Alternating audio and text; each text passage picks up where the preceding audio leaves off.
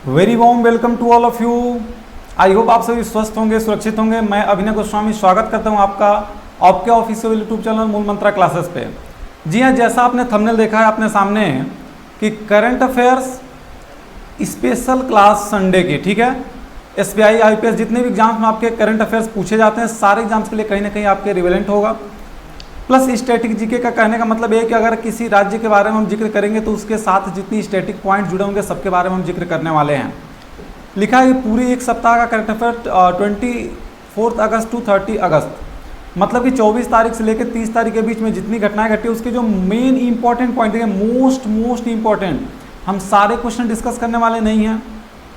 हम केवल गिने चुने उन क्वेश्चंस के बारे में डिस्कशन करेंगे जो आपके एग्जाम का हिस्सा बनने वाले हैं, केवल उन्हें ही देखने वाले। लास्ट तक आप सभी लोग बने रहिएगा। सबसे पहले हम डिस्कस करेंगे कि हमारे पास करंट अफेयर्स जो है वह किस बेसिस पे नोट डाउन करना चाहिए, किस बेसिस पर करंट अफेयर्स हमें पढ़नी चाहिए, क्योंकि ये हमारी करंट अफेयर की पहली क्लास होगी। तो चलिए पहले हम देखते हैं कि करंट अफेयर्स हमें किस हिसाब से पढ़ना चाहिए, उसका क्या हमारा आधार होना चाहिए। देखिए सबसे पहले फटाफट सभी लोग जितने लोग जुड़ चुके हैं सेशन में, सेशन को सभी लोग शेयर करिए, फटाफट शेयर करिए सेशन को। ये सारी क्लासेस सिर्फ आपके लिए चलाई जा रही हैं। सेशन को जल्दी से सभी लोग शेयर कर दीजिए, फटाफट शेयर करिए सेशन को। जो बिल्कुल नए लोग जुड़े हैं सर सेशन को शेयर भी करें और सब्सक्राइब भी करिए।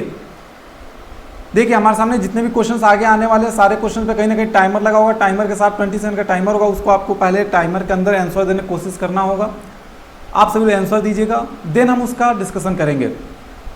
सबसे पहले पॉइंट आपके सामने दिया था कि इंपॉर्टेंट टॉपिक्स करंट अफेयर्स हमें कैसे पढ़ने चाहिए, ये बात आपको हम बताने वाले कि करंट अफेयर्स हमें पढ़ना कैसे चाहिए। देखिए हमें मान लीजिए किसी भी सब्जेक्ट की जब हम बात करते हैं तो उसके टॉपिक्स होते हैं। कुछ लोग कहते हैं सर करंट अफेयर्स के कोई टॉपिक्स नहीं, करंट अफेयर में कोई चैप्टर ही नहीं, कैसे पढ़ें। तो हम देखिए आपके लिए टॉपिक्स बनाए हैं। यहाँ लिखा हुआ है कि करंट अफेयर्स बाय अभिनव गोस्वामी, मतलब ये जो चीज़ बनाई है सर हमने बनाया है। अब क्या है जरा ये देखते हैं।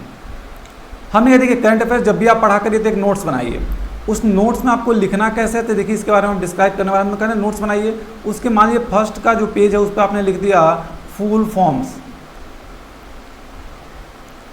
उसके बाद से आपका फिर जो है कि एक दो पन्ना छोड़िए, फिर दूसरे या तीसरे पेज पर फिर लिखिए आप।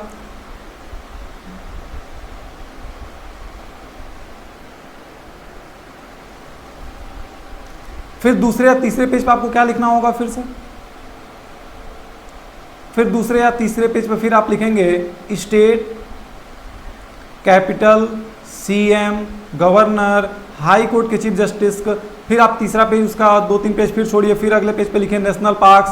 मतलब आपके कहने का मतलब ये है कि जब भी आपके सामने करंट अफेयर कोई डिस्कस किया जाए तो उसमें अगर किसी चीज़ के फुल फॉर्म का डिस्कस किया जाए तो उसे आप पहले अलग जगह नोट करिए। अगर उसमें किसी स्टेट का जिक्र किया तो उसके सीएम, उसके गवर्नर, हाई कोर्ट के चीफ जस्टिस कौन है उसके बारे में आप अलग नोट डाउन करिए। उसके बाद उस स्टेट में अगर कोई नेशनल पार्क है तो उसे आप अलग नोट डाउन करिए, वाइल्ड लाइफ सेंचुरी अलग नोट डाउन करिए। कंट्री का जिक्र किया गया तो कंट्री, कैपिटल और करेंसी, CCC का रूल याद रखिएगा। कंट्री, कैपिटल और करेंसी, हमेशा किसी कंट्री का जिक्र हो तो उसकी कैपिटल और करेंसी का भी ध्यान रखा करें। उसके बाद इंपॉर्टेंट डेज को एक पास लिखेंगे, ऑर्गेनाइजेशंस हेडक्वार्टर्स को एक पास लिखेंगे। जैसा हमने कहा मान लीजिए आपके सामने हम क्वेश्चन पूछ रहे हैं कि बताइए कि वर्ल्ड बैंक का मुख्यालय कहाँ पे है। हम पूछें WHO का मुख्यालय कहाँ पे, हम पूछें WTO का मुख्यालय कहाँ पे, ADB का मुख्यालय कहाँ पे है। कहने का मतलब कि आपके सामने अगर इन सारी चीज़ों का मुख्यालय भी आराम से पूछे, ADB का मुख्यालय कई बार एग्जाम का हिस्सा बना है, तो हमें इन चीज़ों को ध्यान देना होगा कि हमें ऑर्गेनाइजेशन और उनके हेडक्वार्टर्स भी लिखने होंगे अगर किसी ऑर्गेनाइजेशन का जिक्र किया गया। अपॉइंटमेंट्स, अभी बहुत सारे अपॉइंटमेंट्स हुए हैं। इलेक्शन कमिश्नर ऑफ इंडिया का जो आपके कमिश्नर इंडिया हैं इलेक्शन के, उनका अभी अपॉइंटमेंट हुआ है। SBI के MD का अपॉइंटमेंट हुआ है। SBI म्यूचुअल फंड के MD और CEO का नियुक्ति हुई है। तो ये सब कौन कौन लोग आए हैं अपॉइंटमेंट्स को आपको जिक्र हम करने वाले भी हैं, प्लस इसको आप अलग जगह नोट डाउन करते रहिए। रैंकिंग को आप अलग जगह भी, जिससे कि स्वच्छ आपका सर्वेक्षण रिपोर्ट जारी किया गया है उसमें भी आपके एक ही सर लगातार चौथे बार आया है। तो ये क्या है, मतलब रैंकिंग भी आप अलग जगह लिखते, जैसे फीफा अपना रैंकिंग जारी करता है उसके भी आप नोट डाउन करते रहें। तो आपको रैंकिंग और रिपोर्ट्स भी अलग अलग तो लिखने होते हैं। कई बार पूछा जाता है बताइए इस रिपोर्ट को किसने जारी किया, किस ऑर्गेनाइजेशन ने जारी किया है। तो आपके सामने रिपोर्ट्स भी पता करने होते हैं कि रिपोर्ट्स जारी कौन करता है। प्राइज़ को आप लिखा करें। अभी आपका राजीव गांधी खेल रत्न दिया गया तो किसको किसको दिया गया है, इसके बारे में मतलब प्राइस को आप अलग नोट डाउन करिए। फिर अगले पेज पे स्कीम्स एंड ऐप्स लिखा करिए कि अगर कोई स्कीम लॉन्च की गई तो किस स्टेट की है, किस ऑर्गेनाइजेशन ने लॉन्च किया, या अगर कोई ऐप लॉन्च किया गया तो उसे किस मिनिस्ट्री के द्वारा लॉन्च किया गया। इन सब बातों को अलग नोट डाउन करना होगा। एमयूज बहुत सुनते हैं हम। एमयूज का मतलब होता है मेमोरेंडम ऑफ अंडरस्टैंडिंग, जिसे आप बोलते हैं एक ज्ञापन समझौता, इसे आप बोलते हैं ज्ञापन समझौता, मेमोरेंडम ऑफ अंडरस्टैंडिंग। एमयूज होते हैं कई सारी कंट्रीज के बीच में, जैसे मान लीजिए अभी आपके दो कंट्री को हमने उठाया, उसके बीच में किसी संधि को लेकर हमने एमयूज करा दिया, तो पूछा जाता है कि यह एमयू किन दो कंट्रीज के बीच हुआ है। ऐसे क्वेश्चन आपसे मैक्सिमम पूछे जाते हैं। सबमिट्स को पता करते रहिए, सबमिट्स कौन कहाँ पे हो रही है। एक्सरसाइजेज को अलग नोट करते रहिए, आपकी कौन सी एक्सरसाइज किस कंट्री के साथ है। जैसे संप्रति हमारी है तो किस कंट्री के साथ है, गरुड़ है किस कंट्री के साथ है, वरुण किस कंट्री के साथ है। तो आपको यहाँ एक्सरसाइज भी जानने होंगे। एम्बेसडर्स और हाई कमिश्नर्स, इनके बारे में ध्यान देना होगा। एम्बेसडर्स का मतलब होता है इसे आप राजदूत बोलते हैं, हाई कमिश्नर ऊंचायुक्त बोलते हैं। क्यों ऊंचायुक्त और हाई कमिश्नर में क्या अंतर है, सब आगे देखने वाले हैं। लेकिन आपको इन चीज़ों का ध्यान देना होगा कि आपको इसे भी अलग नोट डाउन करना होगा। गेम्स विनर्स रिलेटेड प्राइज, किस गेम में कौन सी प्राइज दी जाती है उसे हमें ध्यान देना होगा। कौन सा गेम किसने विन किया, किसने जीता, उसको ध्यान देना होगा। इनॉग्रेशंस आपको ध्यान देना होंगे, जैसे कि मान लीजिए अभी युद्ध स्मारक का इनॉग्रेशन पिछली वर्ष मोदी जी ने किया था नई दिल्ली में। तो ऐसे ही हमें इनॉग्रेशंस का ध्यान देना होगा कि कौन सी इनॉग्रेशन किसके द्वारा किया जा रहा है। पूछा जाता है कि इसका इनॉग्रेशन किसके द्वारा किया गया।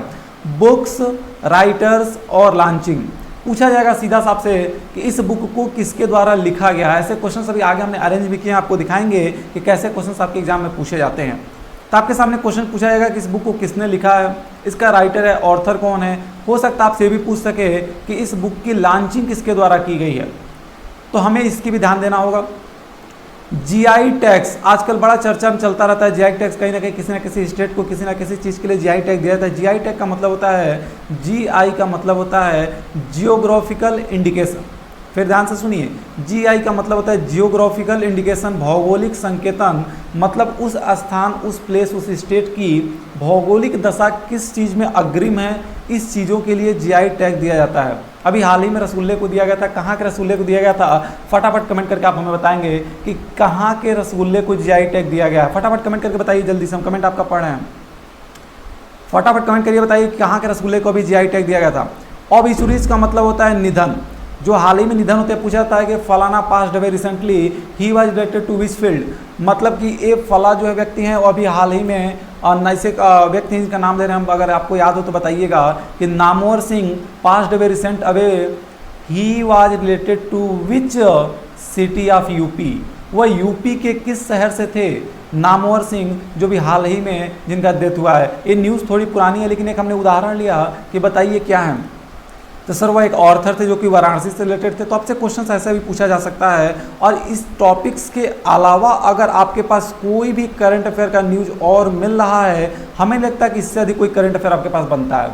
देखिए, जब आपके पास करंट अफेयर्स ऐसे नोट डाउन करेंगे टॉपिक वाइज, तो जब आपको अपॉइंटमेंट से रिवीजन करना होगा तो बस एक पन्ना लेंगे। पूरे एक महीने में कितने अपॉइंटमेंट्स होते हैं जरा हमको बताइए। पूरे एक महीने में कितने अपॉइंटमेंट्स होंगे? बहुत होंगे तो 4 से 5 अपॉइंटमेंट्स होंगे। बहुत इंपॉर्टेंट डेज अगर आपके एक महीने में आएंगे तो 2 से 3 आएंगे। तो सर ये 2 से 3 आपको पढ़ने में, एक महीने का रिवीजन करने में कितना आसान लग रहा है। और सारा करंट अफेयर एक ही पास नोट डाउन करते जाएंगे। अगर एक दिन का 10 क्वेश्चन भी आप लिखते हैं तो 300 क्वेश्चन आपको रिवीजन करने में बड़ा समय लगेगा, बहुत टाइम लगेगा। कहेंगे कैसे रिवीजन करें। लेकिन अगर टॉपिक वाइज लिखें, किसी किसी महीने में, शायद किसी महीने में कोई बुक लॉन्च होती है, उसके कोई राइटर होते हैं। हमने कहा एक्सरसाइजेज 2 महीने 3 महीने कभी एक बार होती हैं। सबमिट्स जो है आपके वो कभी कभी होती हैं। एमयूज कभी कभी होते हैं। स्कीम्स ऐप्स कभी कभी लॉन्च किए जाते हैं। तो सब अगर आप कॉपी बनाएंगे तो पूरे 1 साल की जो आपकी कॉपी अगर बने करंट अफेयर की, पूरे 6 से 7 महीने कर कॉपी बनाएंगे तो सर गारंटी हम कह रहे हैं कि 200 से 250 पेज के अंदर पूरा करंट अफेयर आपका हो जाएगा। और आप बहुत आराम से उसे रिवीजन कर सकते हैं, बहुत आराम से पूरे 6 महीने करंट रिवीजन कर सकते हैं। उसके लिए किसी बुक वगैरह की जरूरत नहीं पड़ेगी। और इसके अलावा भी अगर कोई करंट अफेयर आपका बच जाता है जिसको इस टॉपिक में डिस्कस न किया है, तो उसे एक अदर पेज बना लीजिए, उसमें उसे क्या करते रहिए, नोट डाउन करते रहिए, जो इसके अलावा भी अगर कोई करंट अफेयर अलग से निकल के आता है तो। ठीक है, तो उम्मीद करते इतनी चीज़ आपको समझ में आएगा। समझ आए तो फटाफट थम्सअप करिए, जल्दी थम्सअप करें सभी लोग। थम्सअप करें और बताएं कि सर हाँ, आज से करंट अफेयर्स की नोट्स हम ऐसे ही बनाने वाले हैं जैसे कि आपने डिस्कस किया। और डियर्स, ये सब कुछ आपके लिए है, सब कुछ आपके लिए। कहीं हम कहीं जा रहे हैं ना कहीं आप जा रहे हैं। तो जो चीज़ें आपको समझ में आती हैं, अगर अच्छा लगता है तो उस पर कमेंट वगैरह किया करें, वीडियो को लाइक वगैरह किया करें। ये जो आप लाइक करते हैं उससे हमें कुछ नहीं मिलता है। ऐसा नहीं है कि आप लाइक कर देंगे तो आपके घर से जाके आपका कुछ उठा लाएंगे हम, ऐसा कुछ नहीं है। हाँ, बस इससे ये होता है कि हमें मोटिवेशन मिलता है कि हमारी वीडियो इतने बच्चे देखे हैं, इतने वीडियो ने इसे लाइक किया तो सब उससे एक मोटिवेशन मिलता है जिससे हम और अच्छे अच्छे कंटेंट्स आपके लिए बना के लेके आते हैं। ठीक है, तो फटाफट जल्दी से थम्स अप करें सभी लोग कि हाँ हम इस चीज़ को समझ चुके हैं सर, समझ चुके हैं। चलिए वेरी गुड, आगे चलते हैं। अब देखिए पहला क्वेश्चन आपके सामने आ चुका है। सबसे पहले इसके लिए भी 20 सेकंड का टाइम आपको दिया जाएगा। फटाफट इसका आंसर बताइए, फिर हम इस पर डिस्कशन करेंगे फटाफट। चलिए टाइमर आपका स्टार्ट होता है अब। चलिए फटाफट कमेंट करिए कि एसबीआई म्यूचुअल फंड के एमडी और सीईओ किसे नियुक्त किया गया, फटाफट।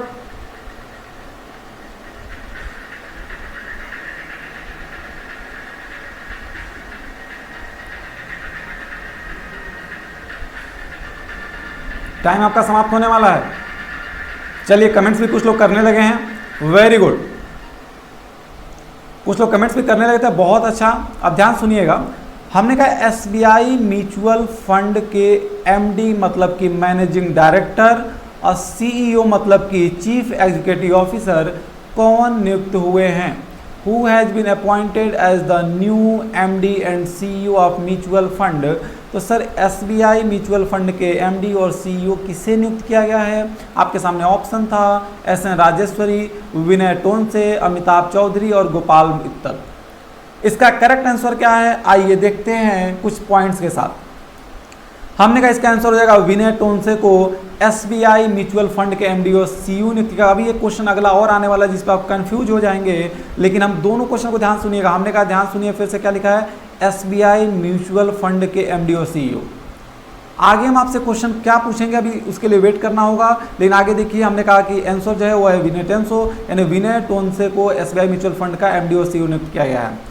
एमडी का मतलब होता है मैनेजिंग डायरेक्टर, सीईओ का मतलब होता है chief executive officer. Important notes क्या है, तो विनय टोनसे जो है वो अश्वनी भाटिया का स्थान लेंगे। नाम याद रखिएगा, अश्वनी भाटिया, नाम याद रखेंगे क्या, अश्वनी भाटिया। हमने कहा विनय टोनसे अश्वनी भाटिया का स्थान लेंगे। अब एसबीआई म्यूचुअल फंड की बात करें तो हमने कहा एसबीआई म्यूचुअल फंड की स्थापना जून 1987 में हुई थी।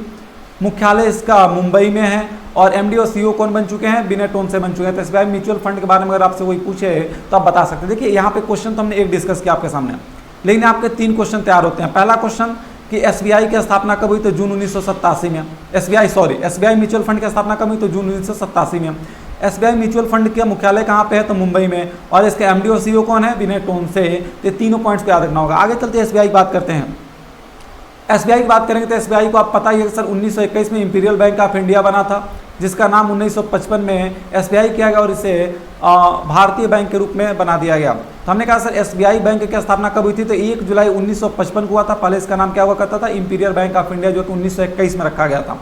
एसबीआई का मुख्यालय कहाँ पे, इसका मुख्यालय है आपका मुंबई में, और चेयरपर्सन को एसबीआई कहते हैं श्री रजनीश कुमार। तो इस बात को भी ध्यान देना होगा कि एसबीआई का मुख्यालय आपका कहाँ है, मुंबई। एसबीआई म्यूचुअल फंड का मुख्यालय भी कहाँ है, मुंबई।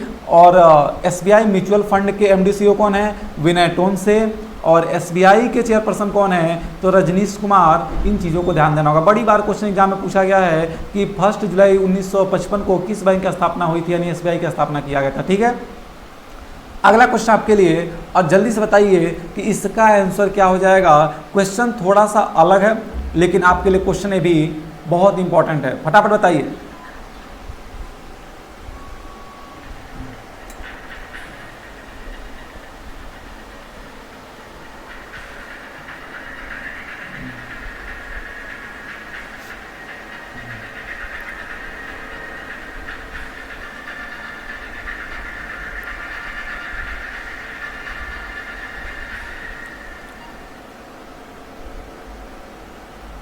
चलिए अब ये पिछले क्वेश्चन में अंतर क्या, ध्यान सुनिएगा। हमने कहा यहां लिखा था एसबीआई म्यूचुअल फंड के विनय टोनसे बनाए गए, जो कि अश्वनी भाटिया का स्थान लेंगे।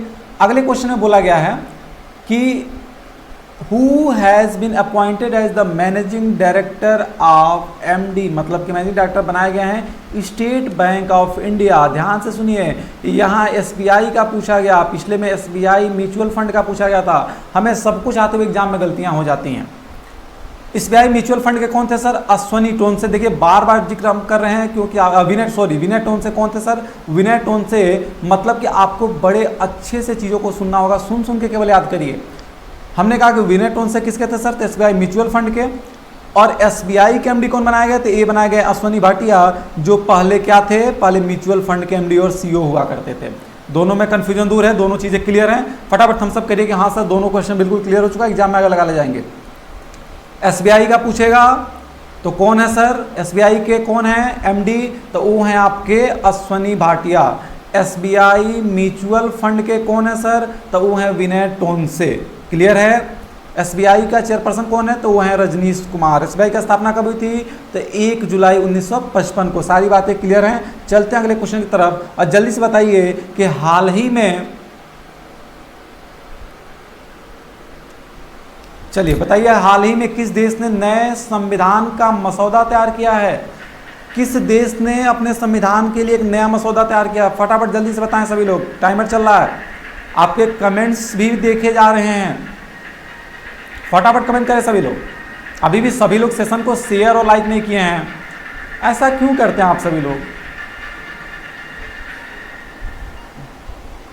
चलिए अब देखते हैं। हमने कहा देखिए क्वेश्चन यहाँ पे आपका ये पूछा गया है कि हाल ही में किस देश ने एक मसौदा तैयार किया है नए संविधान के लिए। देखिए इसका आंसर क्या होगा? श्रीलंका हो जाएगा। यानी श्रीलंका ने एक नया मसौदा तैयार किया है। कुछ स्टैटिक पॉइंट से ध्यान सुनिएगा कि श्रीलंका ने 2015 में पारित 19वें संशोधन को रद्द करते हुए नया संविधान मसौदा तैयार किया। ये क्वेश्चन बड़ा ही इंपॉर्टेंट है। एग्जाम के पॉइंट ऑफ व्यू से शायद बैंकिंग के एग्जामिनेशंस में इंपॉर्टेंट ना हो, लेकिन याद रखिए एसएससी के पेपर में एक क्वेश्चन आपका बिल्कुल पूछा जाने वाला है, तो इसे आप बहुत गौर से सुनिए। हमने कहा कि श्रीलंका ने 2015 में एक बिल पारित किया गया, 19वें संविधान संशोधन। उस संशोधन को उन्होंने रद्द करके कहा कि अब नया संविधान मसौदा तैयार किया गया और इसमें राष्ट्रपति की शक्तियों पर अंकुश लगाकर संसद को मजबूत किया गया है। मतलब राष्ट्रपति की कुछ जो शक्तियां हैं, इन शक्तियों को कम किया गया है और संसद की शक्तियों को अधिक किया गया है इस नए संविधान मसौदे में। छोटा सा क्वेश्चन ये पूछेगा कि श्रीलंका के द्वारा नए संविधान मसौदे को तैयार किया गया, इसमें मुख्य बातें क्या थीं? तो राष्ट्रपति की शक्तियों को अंकुश लगाकर संसद को मजबूत करना, या कहेगा कि संसद की शक्तियों को कमजोर करके राष्ट्रपति की शक्तियों को मजबूत करना। मतलब ये पॉइंट ऑफ व्यू आप एसएससी के एग्जामिनेशन से बड़ा इंपॉर्टेंट क्वेश्चन है, तो ध्यान रखिएगा कि हाल ही में किस देश के द्वारा संविधान मसौदा तैयार किया गया सर? तो किया गया श्रीलंका के द्वारा। किसे रद्द करके? तो 19वें संशोधन को रद्द करके। और इसमें क्या किया गया? तो राष्ट्रपति की शक्तियों पर अंकुश लगाकर संसद को मजबूत किया गया है।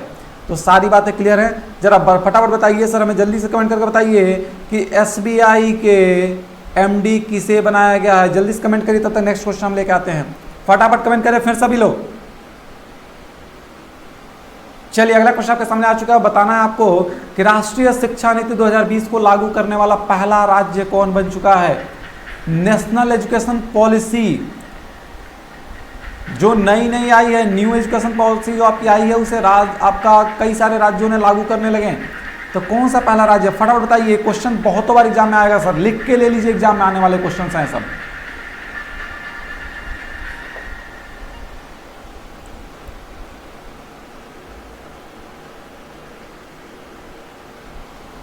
चलिए फटाफट बताइए।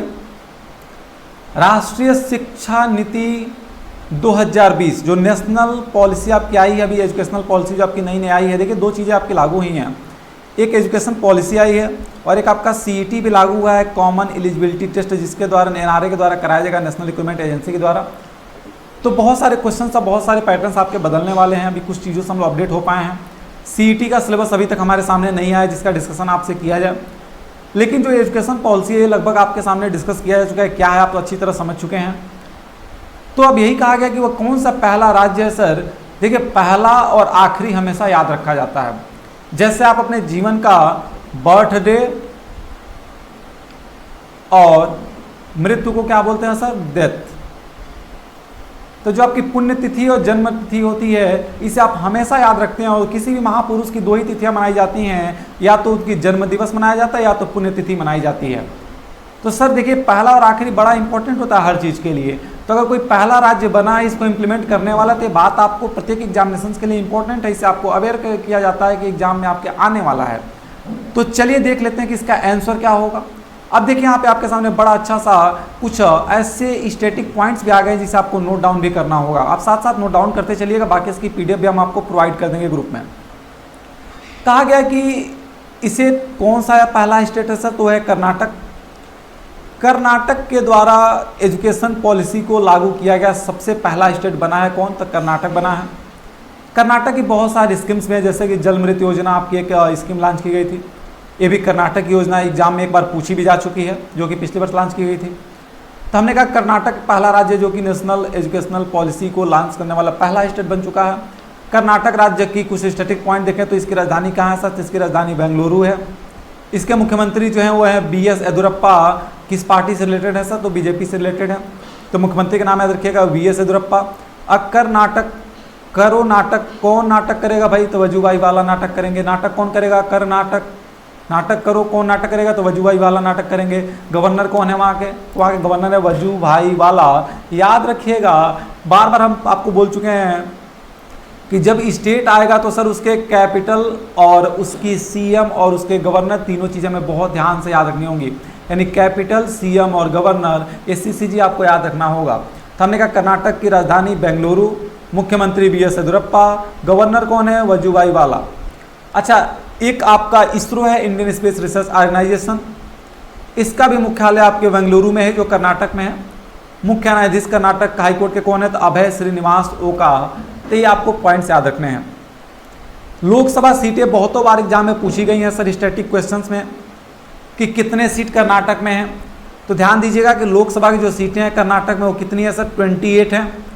राज्यसभा की सीटें कितनी हैं, तो 12 हैं। लोकसभा सीटों का मतलब सीधा सा समझिए कि प्रधानमंत्री को चुनने के लिए जो चुनाव होता है इसे संसद आप बोलते हैं, सांसद जिसे बोलते हैं, यही लोकसभा की सीटें होती हैं। तो जो सांसद चुने जाते हैं वो कितने कर्नाटक चुने जाते हैं सर, 28 सांसद चुने जाते हैं। और जो राज्यसभा के सांसद होते हैं वो कितने होते हैं सर, 12 होते हैं। विधानसभा की सीटें कितनी हैं सर, तो विधानसभा मतलब कि वहाँ पे जो विधायक बनते हैं वो कितने होते हैं वहाँ कर्नाटक राज्य में, तो वो होते हैं 224। ठीक है, इसे बोलते हैं मेंबर ऑफ पार्लियामेंट, इसे बोलते हैं लेजिस्लेटिव असेंबली। तो ये चीज़ों को ध्यान दीजिएगा, जो विधायक होते हैं सर वो कितने हैं, 224। लोकसभा सीटें 28 हैं और 12 क्या हैं सर, राज्यसभा की सीटें हैं। 6 पड़ोसी राज्य जो कर्नाटक स्टेट से लगते हैं, कौन कौन से, महाराष्ट्र, गोवा, केरल, तमिलनाडु, आंध्र प्रदेश और तेलंगाना। तो 6 राष्ट्र हैं जो आपके किससे लगते हैं, तो ध्यान दीजिए आपके कर्नाटक से लगते हैं। ये सब आपके स्टैटिक पॉइंट्स आपको याद रखने होंगे। ठीक है, उम्मीद करते हैं क्वेश्चन भी आपको समझ में आया होगा। फटाफट थम्स अप करिए सभी लोग, बताइए क्या आप समझ पा रहे हैं। अगर समझ रहे हैं तो सेशन को लाइक और शेयर भी करते चलें। चलिए अगले क्वेश्चन पर चलते हैं। और अगला क्वेश्चन आपके सामने आ चुका है, जल्दी से बताना कि इसका आंसर क्या हो जाएगा। चलिए, आईसीआईसीआई लोम्बार्ड का किस जनरल इंश्योरेंस कंपनी के साथ विलय किया जा रहा है। ICICI, industrial credit investment corporation of India. ICICI का फुल फॉर्म जल्दी से बताएं क्या होता है, सभी लोग बताइए। आईसीआईसीआई का फुल फॉर्म क्या होता है, हम ऑलरेडी बोल भी चुके हैं एक बार।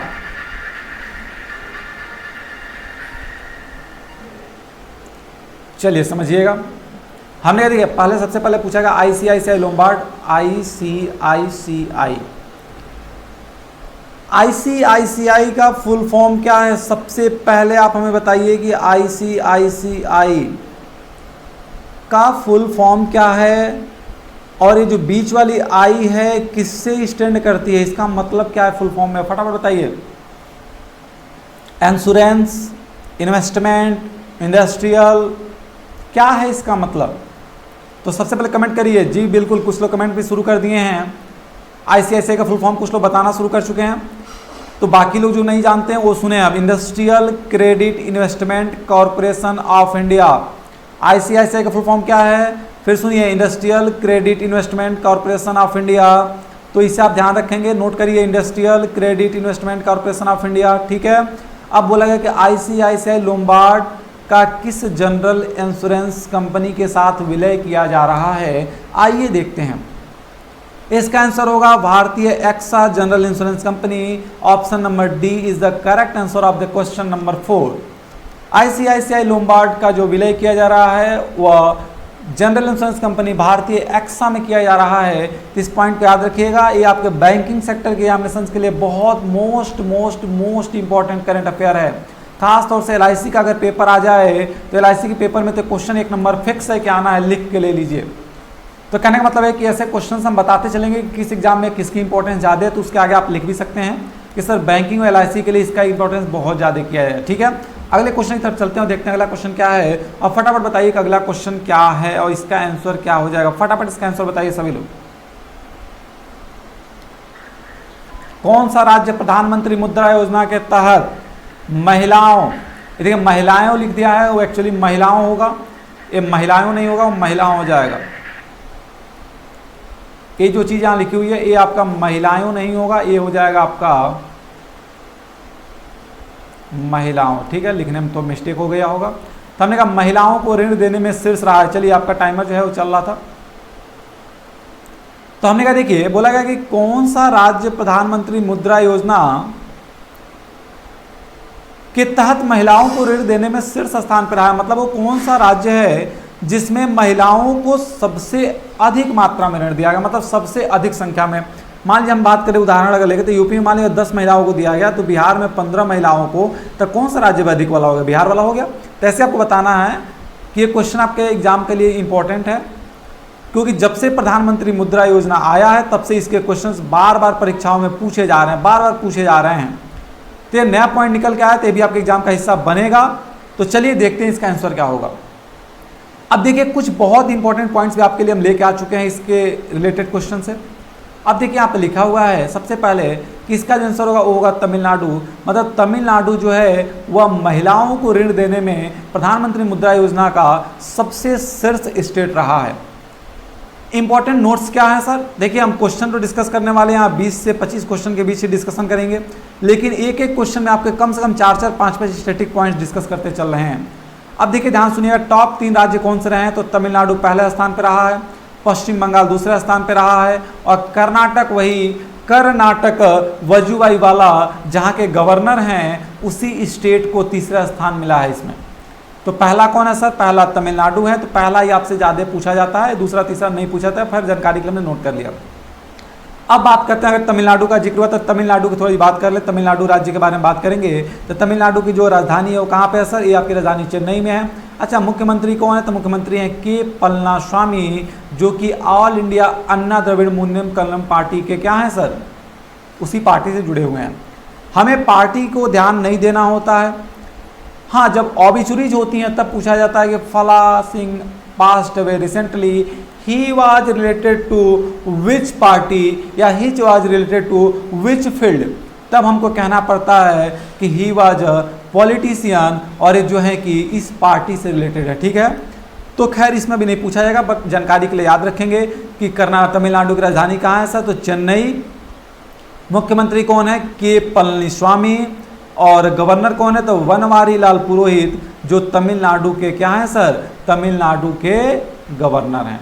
तो बनवारी लाल पुरोहित को याद रखेंगे कि गवर्नर कहाँ के हैं, यहाँ के। और वजुभाई वाला कहाँ के गवर्नर थे सर, अभी पिछला हमने पढ़ा कर्नाटक के। ठीक है, मुख्य न्यायाधीश कौन है, अमरेश्वर प्रताप शाही, जो पटना के पहले थे, अब कहाँ के बन चुके हैं, तमिलनाडु के बन चुके हैं। तो हमें इसे भी ध्यान रखना होगा। लोकसभा की सीटें यहाँ पर कितनी है सर, 39 है। अभी कर्नाटक में कितनी थी लोकसभा की सीटें, 28 थी। राज्यसभा की सीटें तमिलनाडु में कितनी है सर, 18 हैं। अभी कर्नाटक में कितनी थी, 12 थी। और विधानसभा की सीटें कितनी है सर, 234 है तमिलनाडु में। तो 3 पड़ोसी राज्य केरल, कर्नाटक और आंध्र प्रदेश, इसे भी ध्यान देना होगा। तो स्टैटिक पॉइंट्स को भी आप नोट डाउन कैसे करते चलेंगे, तभी हमने सबसे पहले पेज पे हमने बताया कि जब कोई चीज़ आए तो उसका आप पहले सीएम लिखा करिए, उसके आप गवर्नर लिखा करिए, उसके जो है कि आप वहाँ के हाई कोर्ट के चीफ जस्टिस का नाम भी लिखा करें, तो सब कुछ आपको नोट डाउन करते चलना है। ठीक है, चलिए अगले क्वेश्चन की तरफ चलते हैं। और बताना है आपको कि महिला समानता दिवस जो है वो किसके द्वारा मनाया जाता है, किस कंट्री में मनाया जाता है, तो हम आपको बताएंगे। लेकिन पहले आप बताइए कि किस दिन इसे मनाया जाता है, फटाफट से जल्दी आंसर कमेंट करें। बहुत सही, सभी लोग बहुत अच्छा आंसर दे रहे हैं, वेरी गुड।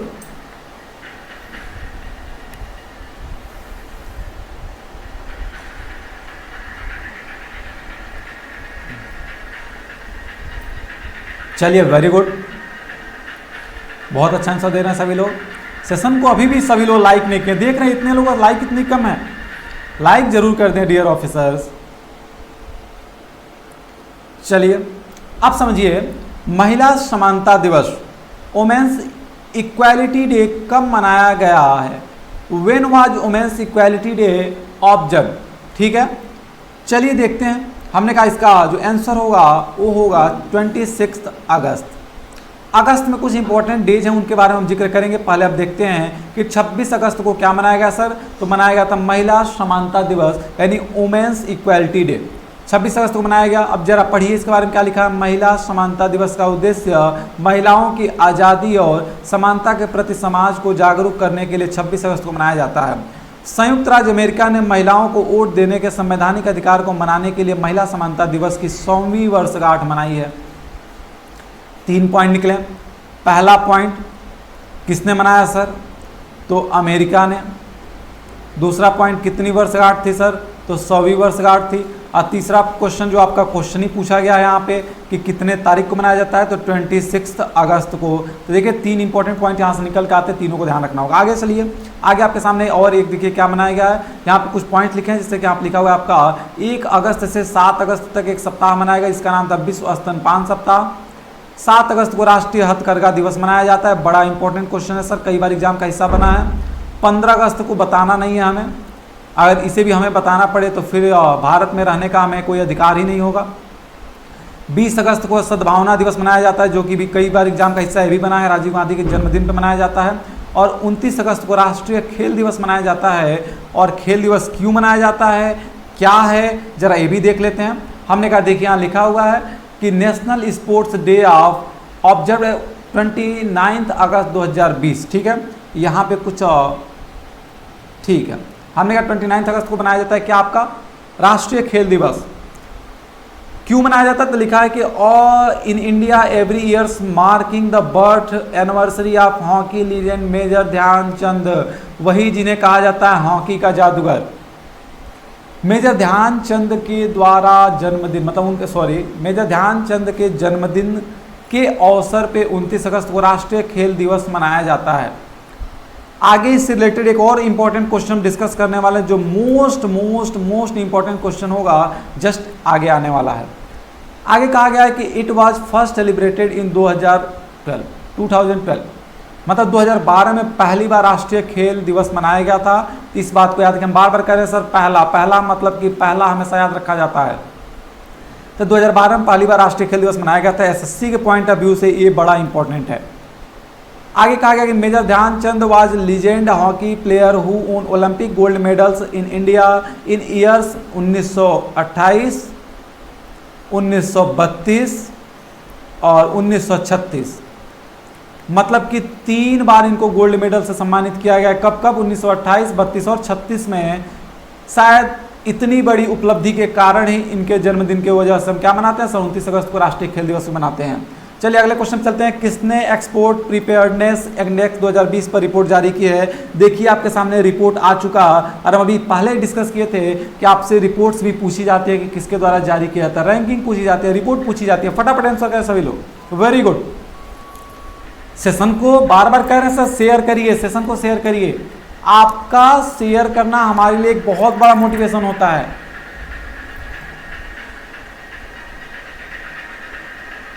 चलिए बहुत अच्छा आंसर दे रहे हैं सभी लोग, very good. My best wishes always with you all, आप सभी के साथ मेरी शुभकामनाएं हैं, लेकिन एक शर्त, शुभकामनाएं तभी काम करती हैं जब उस पर आपकी मेहनत लगी होती है। बात समझ पा रहे हैं, मतलब आपकी हमारी शुभकामनाएं आपके साथ तभी काम कर पाएंगी, वो असरदार तभी होंगी जब आप मेहनत भी करेंगे। अब पता ना आप बैठे हो कहें सर की शुभकामनाएं हमारे साथ है, भगवान हमारे साथ हैं, और एक दिन में कापी का पन्ना न पलटिए, तो जैसे ही एग्जाम में जाएंगे उस दिन भगवान आपको छोड़ के चले जाएंगे, उस दिन आपका साथ हो नहीं देंगे। क्यों? क्योंकि सर आपने मेहनत नहीं किया है।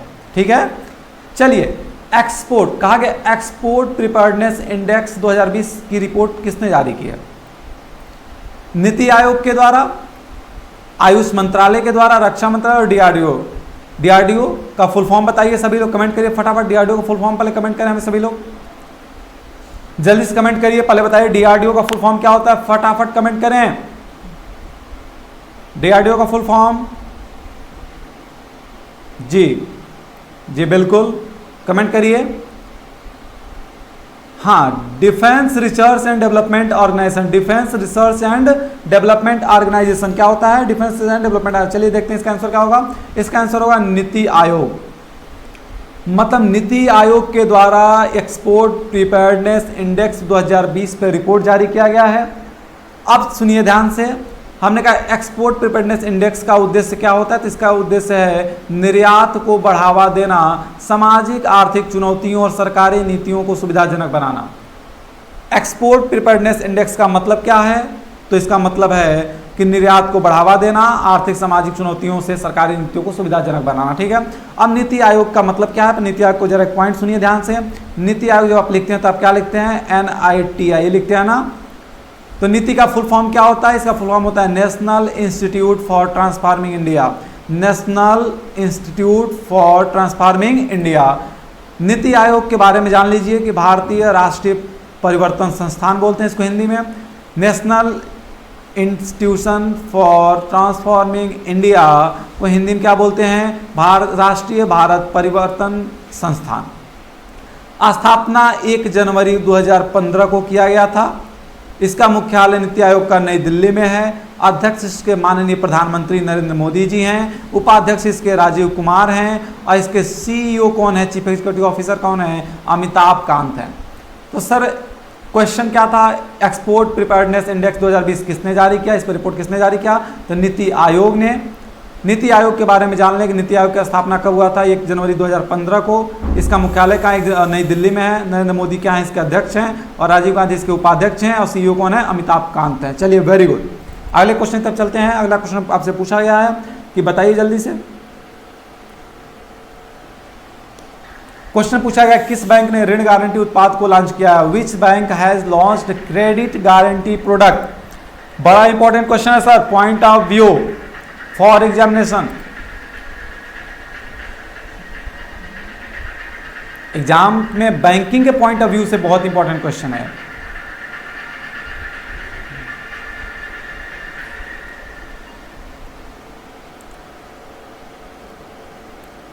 ये क्वेश्चन आपके बैंकिंग एग्जामिनेशन के लिए बड़ा इंपॉर्टेंट है, इस चीज को ध्यान रखिएगा। बैंकिंग के सेक्टर के पेपर्स के लिए बड़ा इंपॉर्टेंट है। कहा गया किस बैंक ने ऋण गारंटी उत्पाद क्रेडिट गारंटी प्रोडक्ट किसके द्वारा लॉन्च किया गया है? किस बैंक के द्वारा लॉन्च किया गया है? आपके सामने क्वेश्चन ये पूछा गया था। देखिए फिर कुछ स्टैटिक पॉइंट्स आपके सामने आ चुके हैं, इसे हम नोट डाउन करते चलेंगे। जो स्टैटिक पॉइंट्स हैं उसे नोट डाउन करिए। जैसे फुल फॉर्म्स अभी तक हम कई डिस्कस कर चुके हैं। हमने फुल फॉर्म आपके सामने ICICI का डिस्कस किया, हमने नीति आयोग का डिस्कस किया, हम फिर आपके सामने नाबार्ड का डिस्कस करने जा रहे हैं। तो देखिए हमने कहा इसका आंसर क्या होगा सर? नाबार्ड। नाबार्ड के द्वारा क्रेडिट गारंटी प्रोडक्ट लॉन्च किया गया है। कोविड-19 के कारण लगे लॉकडाउन के दौरान कोविड-19 महामारी की रोकथाम के कम करना और विभिन्न क्षेत्रों में MSME, एक फुल फॉर्म फिर सामने निकल के आया किसका? MSME का। सब फुल फॉर्म वाले नोट्स में नोट करते जाइए। फुल फॉर्म में micro small and medium enterprises क्या होता है? Micro small and medium enterprises को ऋण देने के लिए सुविधा चालू किया गया है। नाबार्ड के द्वारा MSME को कोविड-19 महामारी में लॉकडाउन के दौरान क्या देने के लिए सर? यहाँ पे क्या लिखा हुआ था? रोकथाम को कम करने के लिए ऋण प्रदान करने के लिए क्रेडिट गारंटी प्रोडक्ट लॉन्च किया गया है। नाबार्ड के बारे में जान लेते हैं। नाबार्ड के बारे में एग्जाम में बहुत बार, बैंकिंग के सेक्टर में बहुत बार एग्जाम में पूछा गया है, इसकी काउंटिंग नहीं कर सकते। नाबार्ड का फुल फॉर्म होता है national bank for agriculture and rural development. NABARD का फुल फॉर्म क्या होता है? इसका फुल फॉर्म होता है national bank for agriculture and rural development. फिर सुनिए, national bank for agriculture and rural development. National, देखिए नाबार्ड का फुल फॉर्म क्या होता है सर? ध्यान से समझिए, national bank for agriculture and rural development. देखिए national bank for agriculture and rural development, राष्ट्रीय ग्रामीण एवं कृषि विकास बैंक। स्थापना 12 जुलाई 1982 को नाबार्ड की गई थी। मुख्यालय मुंबई में है और अध्यक्ष कौन है नाबार्ड के? हर्ष कुमार भनवाला। क्या याद रखेंगे? तो इसके जो प्रेसिडेंट है सर, इसके जो चेयरपर्सन है वो कौन है? वो है हर्ष कुमार भनवाला, जो कि नाबार्ड के चेयरपर्सन है। ठीक है। तो क्रेडिट गारंटी प्रोडक्ट किसने लॉन्च किया? नाबार्ड ने।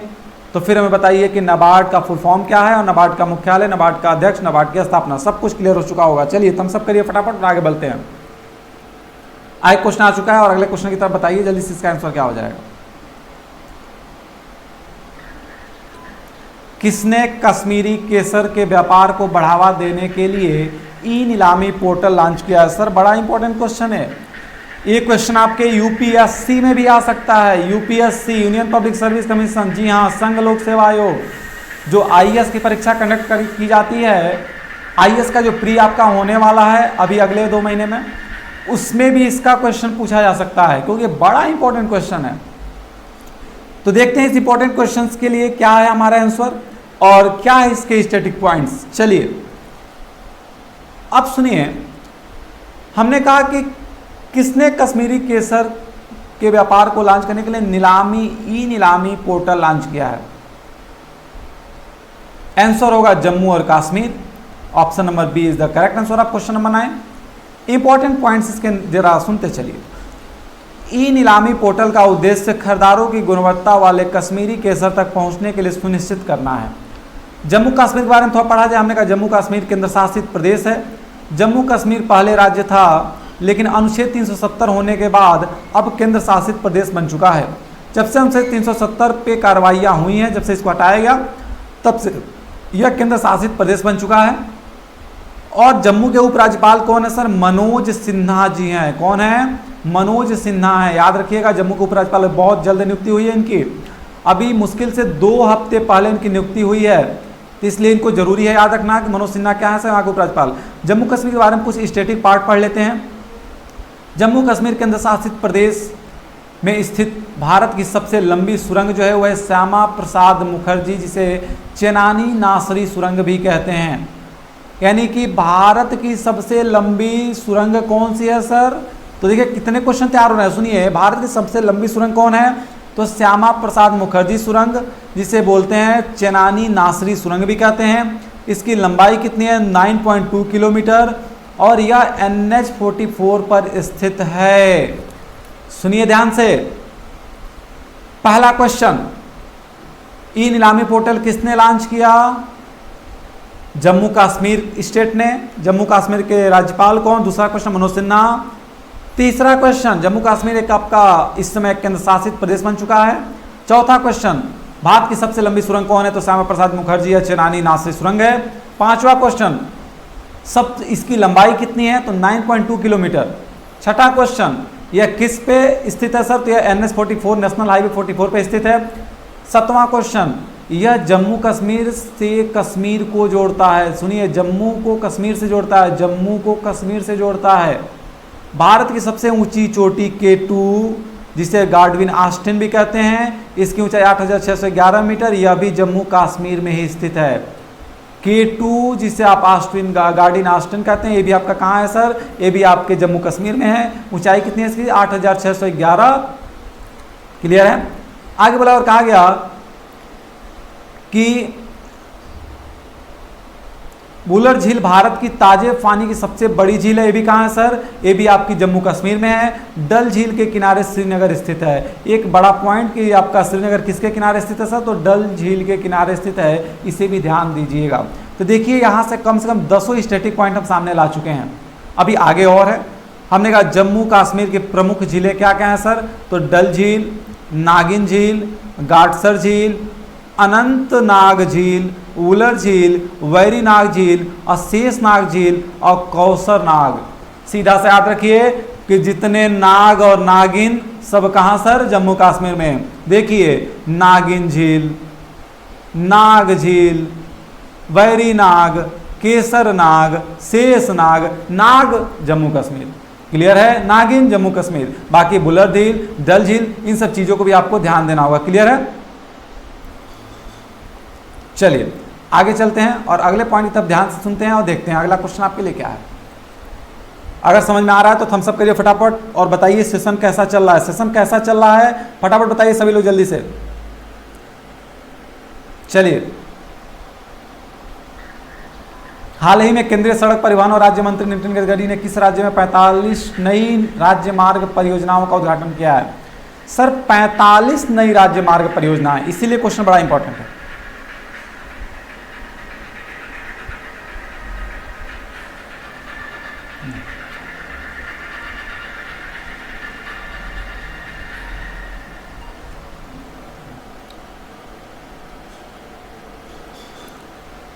देखिए कहा गया कि हाल ही में केंद्रीय सड़क परिवहन मंत्री यानी recently union minister of road transport and highways, ठीक है, नितिन गडकरी। तो देखिए क्वेश्चन, पहला आपका क्वेश्चन यहाँ से निकल के आता है कि road transport and highway minister कौन है, तो है नितिन गडकरी। इन्होंने 45 नई हाईवे प्रोजेक्ट्स को लॉन्च किया है। किस स्टेट में लॉन्च किया है, तो मध्य प्रदेश के अंदर लॉन्च किया है। नितिन गडकरी केंद्रीय सड़क परिवहन और राज्य मंत्री ने एक आभासी कार्यक्रम के दौरान मध्य प्रदेश यानी एमपी में 45 राज्य परियोजनाओं का उद्घाटन और शिलान्यास किया। तो क्वेश्चन बस सीधा सा पूछा जाएगा कि राज्य मार्ग परिवहन मंत्री कौन है सर, तो वो हैं आपके नितिन गडकरी। और किस राज्य में 45 स्कीम लॉन्च किए गए, तो किया गया मध्य प्रदेश यानी ऑप्शन नंबर बी में। क्लियर है। अगले क्वेश्चन की तरफ चलते हैं, देखते हैं अगला क्वेश्चन क्या है। अगला क्वेश्चन आपके सामने आ चुका है, जल्दी से बताइए इसका आंसर क्या होगा। चलिए फटाफट आंसर बताइए।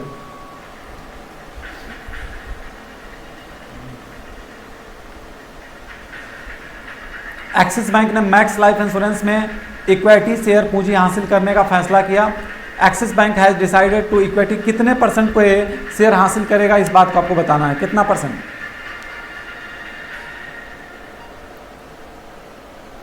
चलिए आंसर देखते हैं।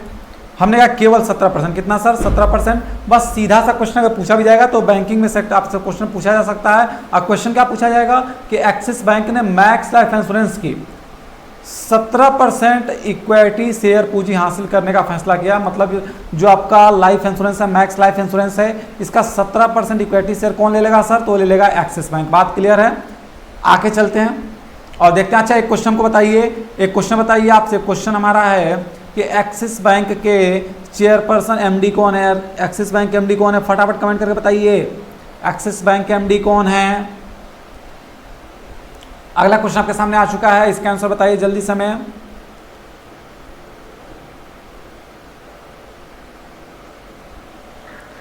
हाल ही में ट्रांसजेंडर व्यक्तियों के लिए राष्ट्रीय परिषद का गठन किस मंत्रालय द्वारा किया गया है। ग्रामीण विकास मंत्रालय, रूरल डेवलपमेंट मिनिस्ट्री, कृषि एवं किसान मंत्रालय, सामाजिक न्याय और अधिकारिता मंत्रालय, मानव संसाधन विकास मंत्रालय, जिसे आप एचआरडी मिनिस्ट्री भी बोलते हैं।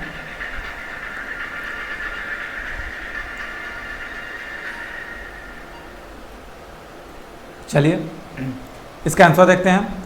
हमने कहा ministry of social justice and empowerment, मतलब ऑप्शन नंबर सी, सामाजिक न्याय और अधिकारिता मंत्रालय के द्वारा ट्रांसजेंडर व्यक्तियों के लिए राष्ट्रीय परिषद का गठन किया गया है। National council for transgender person NCT का गठन किया गया है। एनसीटी का फुल फॉर्म आपसे एग्जाम में अब पूछने वाला है, तो इसे आप ध्यान से सुनिए। एनसीटी का फुल फॉर्म क्या होता है, national council for transgender persons. NCT देखिए अभी क्या लागू हुआ है सर, सीईटी लागू हुआ है। आपसे झटके में पूछ लेगा एनसीटी का फुल फॉर्म, तो थोड़ा सा मिलता जुलता है दोनों। तो सीईटी आपका दूसरा है कॉमन एलिजिबिलिटी टेस्ट, एनसीटी का मतलब है national council for transgender persons. तो किस मंत्रालय के द्वारा इस परिषद को गठित किया गया है, तो इसको गठित किया गया है सामाजिक न्याय और अधिकारिता मंत्रालय, ministry of social justice and empowerment. NCT का फुल फॉर्म क्या है, national council for transgender persons. परिषद का उद्देश्य क्या है, तो परिषद का उद्देश्य है कि सभी राज्यों में किस स्थापना का दिशा में कार्य करना, सभी राज्यों में किसी स्थापना में की दिशा में कार्य करना और ट्रांसजेंडर समुदाय से जुड़े विशेष आवश्यकताओं जैसे आवास, भोजन, स्वास्थ्य देखभाल और शिक्षा जरूरतों को पूरा करना। देखिए सर, मेल के लिए, पुरुषों के लिए और फीमेल के लिए, महिलाओं के लिए, पुरुषों के लिए और महिलाओं के लिए तो बहुत सारी स्कीम्स आती हैं। महिलाओं के लिए स्कीम्स आती हैं, पुरुषों के लिए स्कीम्स आती हैं, लेकिन जो ट्रांसजेंडर पार्ट है, जो लोग ट्रांसजेंडर में आते हैं, जो लोग मेल और फीमेल में नहीं आते हैं, अदर्स में आते हैं, इसके अलावा एक जेंडर होता है ट्रांसजेंडर। तो हमने कहा जो लोग ट्रांसजेंडर में आते हैं सर, वो लोग के लिए कोई भी स्कीम, कोई व्यवस्था नहीं है। तो इसी के लिए एनसीटी का गठन किया गया है। एनसीटी का गठन किसके लिए किया गया, तो आप बता सकते हैं कि ट्रांसजेंडर समुदाय को आवास, भोजन, स्वास्थ्य जैसे शिक्षा जैसी व्यवस्थाओं को बढ़ावा देने के लिए इसका गठन किया गया। ठीक है, अगले क्वेश्चन की तरफ चलते हैं। बताइए कि भारत की प्रमुख जल प्रौद्योगिकी इंडियन मल्टीनेशनल वीए टेक बेवरेज लिमिटेड को प्रतिष्ठित ग्लोबल वाटर अवार्ड प्रदान किया गया है। यह कहाँ स्थित है, कमेंट करिए और फटाफट इसका आंसर हमें बताइए। चलिए चलिए कमेंट करें फटाफट सभी लोग 20 सेकंड के अंदर। चलिए वेरी गुड। जो लोग सेशन में जुड़े हैं सर, सेशन में लास्ट तक जुड़ने की कोशिश करिए। सेशन में जुड़ते हैं, चले जाते हैं, जुड़ते हैं, एक क्वेश्चन देके चले, क्या एक क्वेश्चन देखने से आपका सिलेक्शन हो जाएगा? अगर एक क्वेश्चन देखने से आपका सिलेक्शन हो जाए तो फिर हम केवल एक एक क्वेश्चन ना पढ़ाएं आपको, लास्ट तक जुड़े रहें सेशन में, और भी अच्छे से क्वेश्चंस आपके लिए आगे रखे होते हैं, ठीक है। चलिए आंसर देखते हैं इसका क्या है। हमने कहा इसका आंसर हो जाएगा चेन्नई। भारत की प्रमुख जल प्रौद्योगिकी Indian multinational VA Tech Wabag limited जो है, इसको ग्लोबल वाटर अवार्ड दिया गया है। तो ये कहाँ है सर? तो ये आपका स्थित है चेन्नई में। कहाँ स्थित है? चेन्नई में, मतलब इसका आंसर का ऑप्शन बी।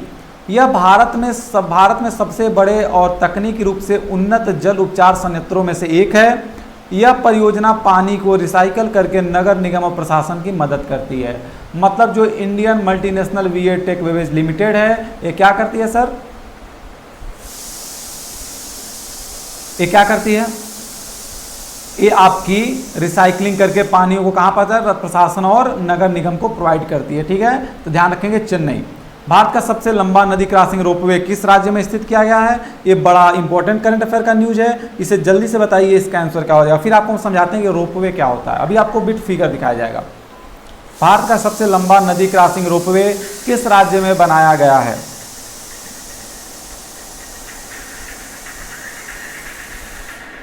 चलिए वेरी गुड, सभी लोग कमेंट करें, सभी लोग कमेंट करके आंसर बताएं। कमेंट सभी लोग को करना है।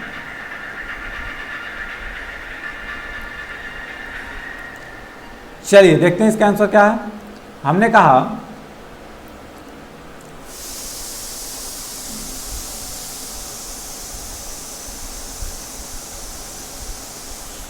थोड़ा सा वेट करेंगे आप सभी लोग।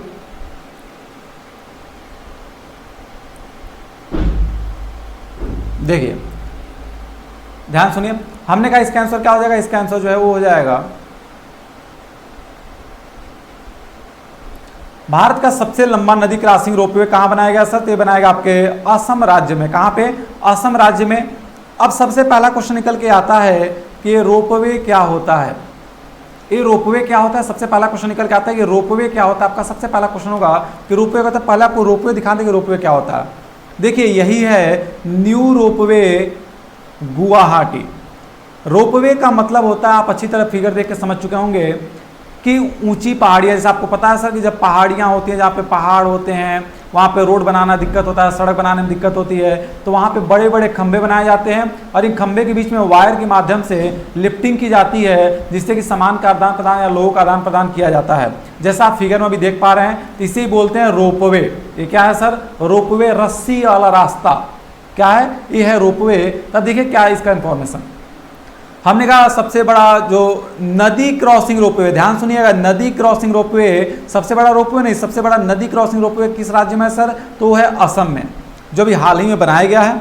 उत्तर भारतीय राज्य, देखिए क्वेश्चन एसएससी के लिए तैयार हो गया कि असम कहाँ पे स्थित है सर? तो उत्तर भारत में। उत्तर भारत में कहाँ स्थित है? तो उत्तर भारत में असम स्थित है।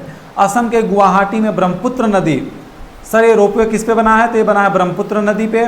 भारत का सबसे लंबा रोपवे बनाया गया। यह परियोजना 11 वर्षों में पूरा किया गया है। इस 1.8 किलोमीटर लंबे रोपवे से ने उत्तरी गुवाहाटी को गुवाहाटी सिटी से जोड़ने का काम किया है। सुनिए क्या क्या पॉइंट निकला? पॉइंट निकला यहाँ से कि नदी क्रॉसिंग रोपवे सबसे लंबा कहाँ भारत में है? तो वह असम के गुवाहाटी में। किस नदी पे है? तो ब्रह्मपुत्र नदी पे। इसकी लंबाई कितनी है? इसकी लंबाई है 1.8 किलोमीटर, 1.8 किलोमीटर, ठीक है। तो इसको आप ध्यान रखेंगे। किससे किससे जोड़ता है यह? तो जोड़ता है आपके उत्तरी गुवाहाटी से गुवाहाटी सिटी को जोड़ता है, ठीक है। चलिए अगले क्वेश्चन की तरफ चलते हैं, बताते हैं कि अगला क्वेश्चन। हाल ही में सामाजिक न्याय और अधिकारिता मंत्रालय ने मानसिक स्वास्थ्य पुनर्वास हेल्पलाइन नंबर शुरू किया है। इसका नाम क्या है? इसका नाम क्या है इस पुनर्वास का? ये बताना है। फटाफट कमेंट करिए सभी लोग। चलिए फटाफट कमेंट करके बताएं इसका आंसर क्या होगा।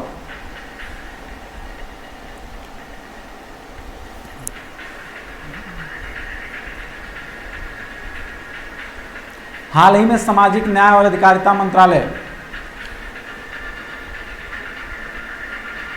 अभी इसका एक बार जिक्र हम और पीछे भी कर चुके हैं।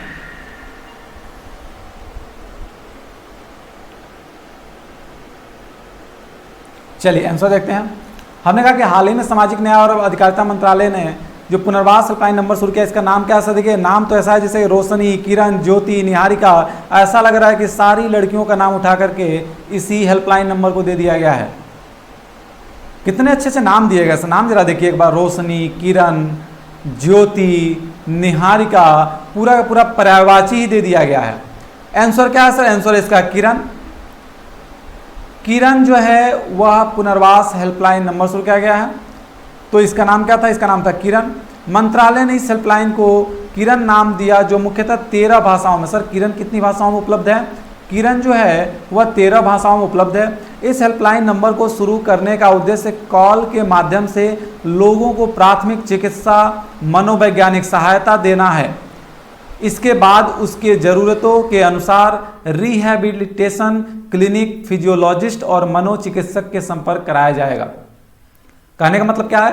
कहने का मतलब यह है कि यह जो मंत्रालय आपका लॉन्च किया है, यह आपकी 13 भाषाओं में इस किरण को उपलब्ध कराया गया है। और इसका मकसद क्या है? तो मकसद इसका है कि जो फिजियोलॉजिस्ट और मनोचिकित्सक है उनसे संपर्क कराया जाएगा आपका, ठीक है। तो ये सारी चीज़ों का आप ध्यान रखेंगे। चलिए अगले क्वेश्चन की तरफ चलते हैं, देखते हैं अगला क्वेश्चन आपका क्या है।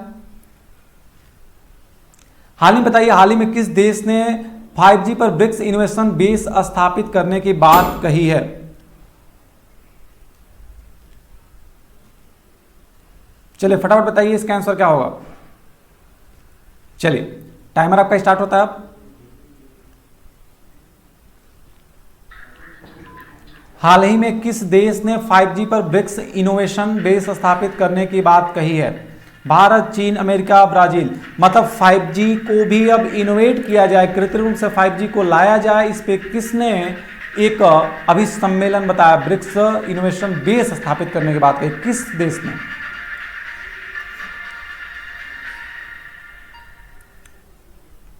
चलिए आंसर देखते हैं इसका। इसका आंसर हो जाएगा चाइना।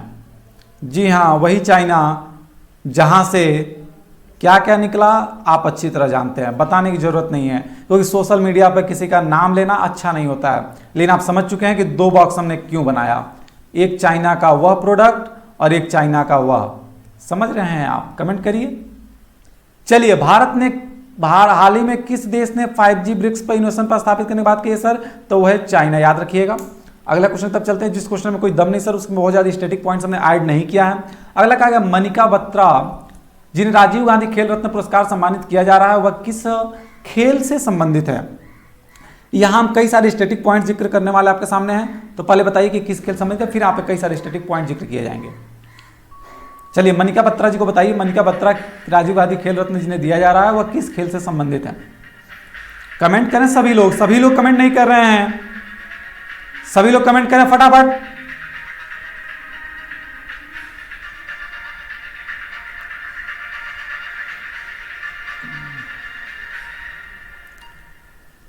चलिए देखते हैं इसका आंसर क्या होगा, लेकिन उससे पहले बात सभी लोग ध्यान से सुने।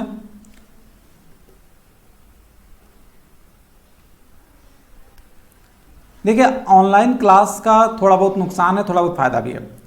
फायदा यह कि इस कोविड-19 महामारी में आप आराम से घर पे बैठ के सारी चीज़ें पढ़ पा रहे हैं।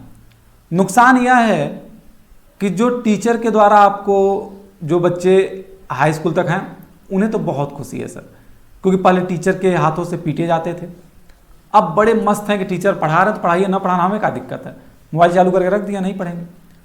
लेकिन सर क्लास में ऐसा क्या आप कर सकते हैं? नहीं कर सकते। लेकिन सर ये जिम्मेदारी आपकी होनी चाहिए, आप लोग सिंसियर हैं, आप लोग क्लास 6 और क्लास 2 और क्लास 4 लेवल के तो स्टूडेंट हैं नहीं, आप सभी वेल ग्रेजुएट और वेल मेंटेन पर्सन हैं, वेल मेंटेन पर्सनालिटी भी आपकी है, तो फिर आप ऐसी गलतियां ना करें। बहुत सारे स्टूडेंट्स हम देखते हैं सर, डिमांड करते हैं सर ये टॉपिक पढ़ाइए, ये करिए, ये करिए, ये करिए, और जब वो चीज़ लेके आइए तो वही स्टूडेंट्स उस चीज़ में नहीं जुड़ते हैं, उन्हें नहीं देखते हैं। तो ऐसा नहीं करना, आप सभी लोग बहुत ही वेल मेंटेन पर्सनालिटी के पर्सन हैं, आप सभी आने वाले भविष्य के एक बड़े ऑफिसर बनने वाले हैं। तो पहली बात तो आपके अंदर रेगुलरिटी होनी चाहिए, और रेगुलरिटी के साथ साथ आप चीज़ों को फॉलो करिए। हम आपके सामने नहीं हैं तो इसका मतलब ये नहीं कि आप जो मन हो कर रहे हो।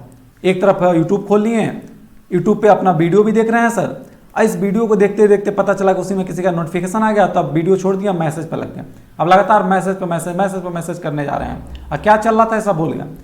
क्लास में तो इस पर पाबंदियाँ हुआ करती थी। अभी अगर आप क्लास देख रहे हैं तो इसको आप पूरे क्लास के जैसे, अगर 1 घंटे क्लास है तो पूरे 1 घंटे अच्छे से देखा करें। उस बीच में अपने मोबाइल के हर नोटिफिकेशन को बंद कर दें, तब तो आपका सिलेक्शन 100% होगा, इसकी गारंटी हम ले सकते हैं। अन्यथा आपके गारंटी वारंटी की सीमा खत्म हो सकती है। चलिए देखते हैं पहले इसका आंसर क्या होगा। हमने कहा कि मनिका बत्रा जी को देखते हैं कि मनिका बत्रा किस खेल से संबंधित है। देखिए बड़े इंपॉर्टेंट पॉइंट्स आपके सामने यहाँ निकल के आए हैं, जरा देखते हैं कि इंपॉर्टेंट पॉइंट्स क्या क्या है, क्योंकि बड़ा एक अच्छा अनाउंसमेंट यहाँ पे किया गया है। लिखा गया कि ये टेबल टेनिस से रिलेटेड है। मनिका बत्रा जो है वह टेबल टेनिस से रिलेटेड है। इसका मतलब द क्वेश्चन का आंसर क्या हो जाएगा? क्वेश्चन का आंसर ऑप्शन नंबर सी हो जाएगा। इस वर्ष 5 खिलाड़ियों को राजीव गांधी खेल रत्न पुरस्कार और 27 खिलाड़ियों को अर्जुन पुरस्कार से सम्मानित किया जा रहा है। चयनित सभी खिलाड़ियों को राष्ट्रीय खेल दिवस यानी 29 अगस्त यानी कि कल सम्मानित किया गया। बड़ा रिसेंटली न्यूज है।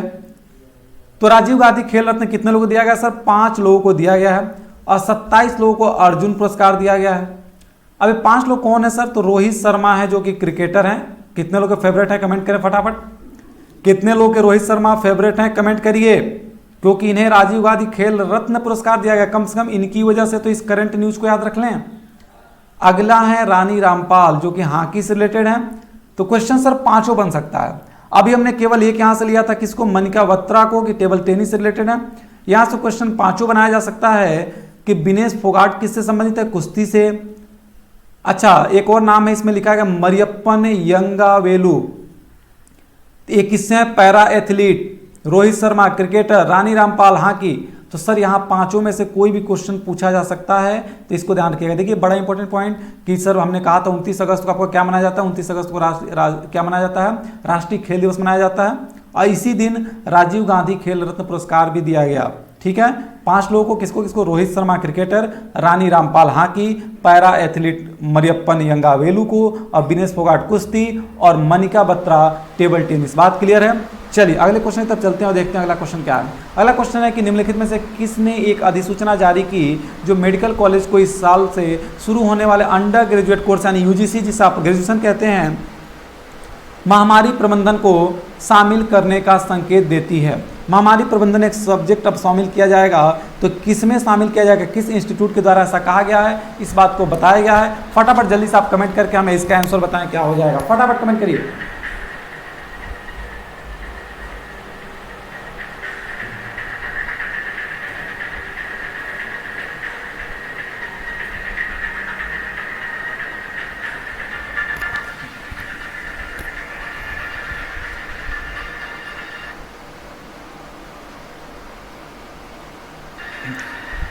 चलिए इसका आंसर क्या होगा फटाफट बताइए जल्दी से हमें।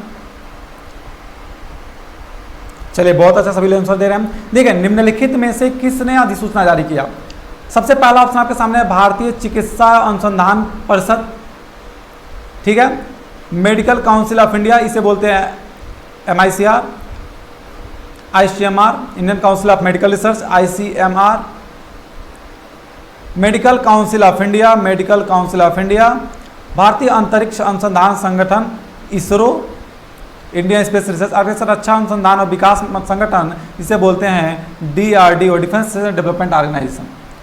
इसका आंसर क्या होगा सर? इसका आंसर ध्यान से सुनिए, लिखा हुआ मेडिकल काउंसिल ऑफ इंडिया के बोर्ड ऑफ गवर्नेंस ने घोषणा की कि अब महामारी प्रबंधन को MBBS पाठ्यक्रम में शामिल किया जाएगा। MBBS पाठ्यक्रम में शामिल किया जाएगा। देखिए क्वेश्चंस आपके निकल के आ रहे हैं। पहला क्वेश्चन आपका ऐसा भी पूछा जा सकता है कि medical council of India MCI के द्वारा प्रबंधन, यानी कि आपके सामने क्या लिखा था सर? यहाँ पे लिखा था कि महामारी प्रबंधन को किस में ऐड किया जाएगा?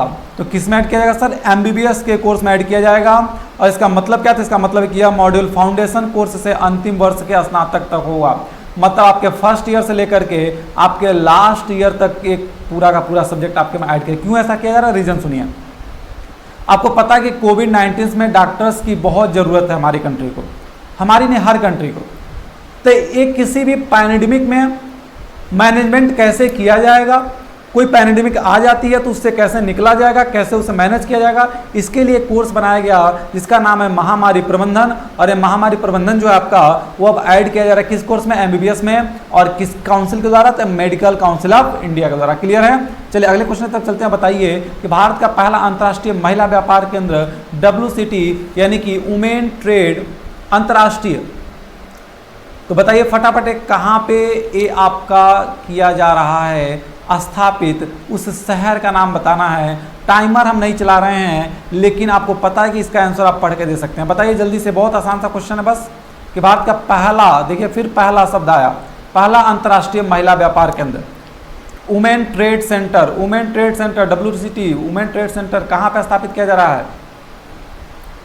केरल के अंदर। कहाँ सर? केरल, मतलब कि पहला ऑप्शन आपका करेक्ट हो जाएगा, केरल के अंदर। इस पहल ने महिलाओं को घर से दूर एक सुरक्षित स्थान प्रदान किया जाएगा ताकि नए व्यवसायों की शुरुआत, स्थापना या विस्तार किया जा सके और महिलाएं अपने उत्पादों को वैश्विक स्तर पर बेचने में सक्षम हो सकें। WTC का मतलब क्या है सर? महिला व्यापार केंद्र। इसे क्यों स्थापित किया जा रहा है? इसलिए क्योंकि अपने घर से दूर कहीं शहरों में केंद्र स्थापित किए जाएंगे, वहाँ पे महिलाएं अपने व्यापारों को और बढ़ा सकें, उसे वैश्विक स्तर, ग्लोबल स्तर पर ले जा सकें, इसलिए इस पहल को शुरू किया गया है।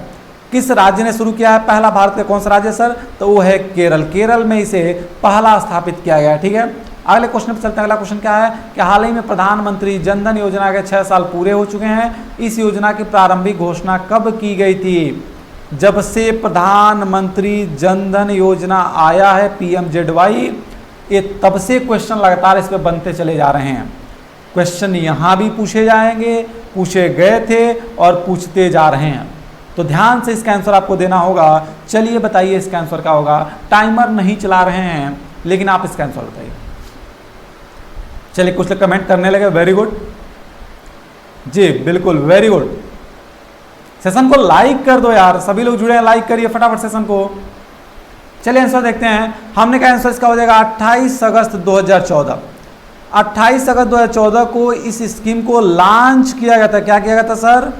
ध्यान से सुनिएगा, लॉन्च किया गया था, लेकिन इस स्कीम को PM मोदी ने 15 अगस्त 2014 को ही इसका इनॉग्रेशन, जिसे आप बोलते हैं उद्घोषणा, इसकी घोषणा कर दी गई थी 15 अगस्त 2014 को ही कि हम एक ऐसी स्कीम लाने वाले हैं, लॉन्च करने वाले हैं। लेकिन लॉन्च कब किया गया? तो लॉन्च किया गया 28 अगस्त 2014 को। तो देखिए आंसर क्या है सर? आंसर हो जाएगा 28 अगस्त। यह योजना 28 अगस्त 2014 को लॉन्च की गई थी। प्रधानमंत्री जनधन योजना की प्रारंभिक घोषणा PM मोदी ने 15 अगस्त 2014 को स्वतंत्रता दिवस के मौके पर किया था। यह योजना वित्त मंत्रालय के वित्तीय सेवा विभाग द्वारा संचालित की जाती है।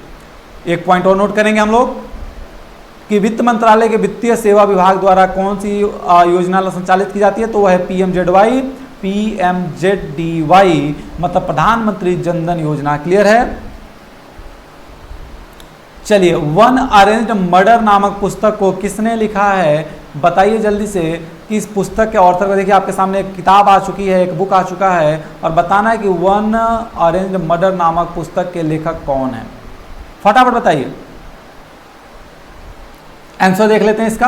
हमने कहा इसका आंसर हो जाएगा चेतन भगत, यानी कि option number be the correct answer. बस नाम याद रखना है कि वन अरेंज्ड मर्डर पुस्तक किसकी है सर? तो वह है चेतन भगत की। ठीक है, चलिए अगले क्वेश्चन तब चलते हैं और देखते हैं कि स्वच्छ सर्वेक्षण 2020 के पुरस्कारों में लगातार चौथे वर्ष पे, अभी हमने जिक्र किया था सर, फिर हम बात कर रहे हैं कि स्वच्छ, अभी हमने आगे बताया था आपको कि जब कोई रिपोर्ट जारी की जाती है, कोई रैंकिंग जारी की जाती है, उसको ध्यान रखना होता है। क्वेश्चन बार बार पूछे जाते हैं, और क्वेश्चन आ भी गया कि स्वच्छ सर्वेक्षण 2020 के पुरस्कारों में लगातार चौथे वर्ष पे आया है। तो कौन सा भारत का शहर है? जयपुर, जिसे पिंक सिटी कहते हैं, इंदौर, बेंगलुरु की लखनऊ, कौन सा है आपको बताना है। फटाफट बताइए। चलिए फटाफट बताएं सभी लोग। चलिए वेरी गुड, कमेंट्स भी आने शुरू हो चुके हैं आपके, बहुत अच्छा। देखते हैं, अब ध्यान से पढ़िए, पहले आपको कुछ जानकारियां लिखी हुई हैं। यहाँ लिखा है इंदौर। आंसर क्या है सर? इंदौर। आपको भी पता था, हमें पता, बहुत लोग कमेंट भी कर चुके हैं कि सर इंदौर है। Union minister Hardeep Singh Puri announced स्वच्छ सर्वेक्षण 2020 result at the award ceremony स्वच्छ महोत्सव। स्वच्छ महोत्सव का जो अवार्ड सेरेमनी था, इसी में हरदीप सिंह पुरी, जो क्या है sir? Minister of housing and urban affairs, ये हाउसिंग एंड अर्बन अफेयर्स के मिनिस्टर हैं हरदीप सिंह पुरी। इन्होंने 2020 का स्वच्छ सर्वेक्षण रिपोर्ट जारी किया और उसमें इन्होंने कहा कि लगातार चौथे वर्ष इंदौर सबसे स्वच्छ शहर भारत में आया है। Swachh Survekshan was started by prime minister Narendra Modi in 2016। Swachh सर्वेक्षण की शुरुआत कब की गई थी? तो 2016 में। किसके द्वारा? तो प्रधानमंत्री नरेंद्र मोदी जी के द्वारा। While Mysore own the award for the cleanest city of India in 2016। जब इसकी शुरुआत 2016 में किया गया था तो जो मैसूर है वह आपका सबसे पहला भारत का, ऐसे कह सकते हैं जब पहली बार स्वच्छ सर्वेक्षण की शुरुआत की गई थी तो भारत का सबसे स्वच्छ शहर कौन था? तो वो था मैसूर। उसके बाद 17, 18, 19 और 2020 अब 4 वर्ष लगातार कौन सबसे स्वच्छ शहर बन चुका है? वो बन चुका है इंदौर। क्लियर है? एक क्वेश्चन और सुनिए कि Rahat Indori passed very recently, he was related to which field? हाल ही में अभी राहत इंदौरी की डेथ हुई, वो किस फील्ड से रिलेटेड है? तो क्या थे सर? वो एक कवि थे, वो एक पोएट थे। बात को ध्यान रखें। क्लियर है? नेक्स्ट क्वेश्चन चलते हैं। भारत के चुनाव आयुक्त के रूप में किसे नियुक्त किया गया है? यानी कि इलेक्शन कमिश्नर किसे नियुक्त किया गया है? फटाफट बताइए कि इलेक्शन कमिश्नर किसे नियुक्त किया गया इंडिया का। अभी आपको पता है कि अब जनगणना भी होने वाली है, 2021 में जनगणना होने वाली है, तो ये बहुत जरूरी है हमारे लिए जानना कि हमारे यहाँ का चुनाव आयुक्त किसे नियुक्त किया गया है। चलिए, former finance secretary Rajiv Kumar, जो पुराने वित्त मंत्री, पुराने कहने का मतलब है कि जो वित्त मंत्री रह चुके हैं, जो वित्त सेक्रेटरी मतलब वित्त सचिव रह चुके हैं, जो वित्त सचिव रह चुके हैं राजीव कुमार, उन्हें फ्राइडे को इलेक्शन कमिश्नर नियुक्त कर दिया गया केंद्र के द्वारा। ध्यान से सुनिए, कौन नियुक्त हुआ है सर? तो नियुक्त हुए हैं राजीव कुमार। और ये क्या थे? तो राजीव कुमार जो हैं वो एक IAS कैडर के अधिकारी हैं। और ये पहले क्या थे? तो पहले फाइनेंस सेक्रेटरी वित्त सचिव थे। अब इन्हें इलेक्शन कमिश्नर नियुक्त कर दिया गया, मतलब ऑप्शन नंबर ये आपका करेक्ट आंसर हो जाएगा। आगे बोला गया कि mister Kumar has been appointed in the place of Ashok Lavasa. Ashok Lavasa के प्लेस में इन्हें अपॉइंट किया गया है, who has resign to join Asian Development Bank, जो कि ADB को ज्वाइन कर लिए हैं। ADB को ज्वाइन कौन कर लिया है सर? अशोक लवासा। उन्हीं के स्थान पे किसे नियुक्त किया गया है? तो राजीव कुमार को। राजीव कुमार क्या थे? तो पहले फाइनेंस सेक्रेटरी थे। तो इन सारी बातों को ध्यान देना होगा। आज की क्लास यहीं खत्म होती है। थैंक यू सो मच आप सभी लोग का हमारे साथ जुड़ने के लिए। आप सभी लोग मूल मंत्रा क्लासेस को सब्सक्राइब जरूर करिए, इसे शेयर करिए, लाइक करिए, सब्सक्राइब करिए, और सबसे इंपॉर्टेंट चीज़ कि ज्वाइन टेलीग्राम चैनल रीजनिंग गुरु अभिनय गोस्वामी। आप सर्च कर सकते हैं टेलीग्राम पे जाके रीजनिंग गुरु अभिनय। स्क्रीनशॉट ले लीजिए सभी लोग, इसको स्क्रीनशॉट लेके आप सर्च करिए रीजनिंग गुरु अभिनय गोस्वामी और आप टेलीग्राम को ज्वाइन करिए। टेलीग्राम में आप केवल इतना भी सर्च कर सकते हैं कि अभिनय सर 21, तभी भी टेलीग्राम पर आप पा सकते हैं। टेलीग्राम का लिंक है, तो टेलीग्राम को आप जरूर ज्वाइन करें, क्योंकि इस टेलीग्राम पे ही आपको हर क्लास की लिंक प्रोवाइड की जाती है। प्लस आपकी रीजनिंग की क्लास भी अभी होने वाली है। आपके अभी एक रीजनिंग की क्लास भी होगी, जो आपकी क्लास अभी 2 या 3 बजे आपको लिंक इस ग्रुप में प्रोवाइड कर दिया जाएगा 1 घंटे पहले, जो कि पूरे के पूरे RRB के 40 क्वेश्चंस का डिस्कशन आपके सामने होगा, जिसमें 40 से 40 क्वेश्चन आपको डिस्कस कराए जाएंगे। Thank you so much dears, आप सभी का हमारे साथ जुड़ने के लिए। मैं अभिनय गोस्वामी फिर से आप सभी लोगों का बहुत बहुत धन्यवाद देता हूं कि आप सभी लोगों ने इतने समय तक हमारे साथ जुड़े रहें। और आप सभी से एक निवेदन है कि आप सभी हमारी क्लास को मैक्सिमम से मैक्सिमम शेयर करिए। देखिए अभी प्लेटफॉर्म नया है, अभी हम लोग कोशिश कर रहे हैं कि आपको हर चीज़ एक सही वे में प्रोवाइड किया जा सके। कभी कभी कुछ प्रॉब्लम्स भी आती हैं, कभी टेक्निकल इश्यूज आते हैं, कभी पता चले कुछ और प्रॉब्लम्स हो जाते हैं, तो थोड़ी दिक्कतें आती हैं, लेकिन दिक्कतों का सामना करना बहुत ज़रूरी है। ठीक है, तो आपको दिक्कतों का सामना भी करना है, आपको नहीं हमें करना है। बस आप हमारे साथ जुड़े रहें, अपना प्यार देते रहें। थैंक यू सो मच आप सभी लोगों को। Dear officers, thank you so much.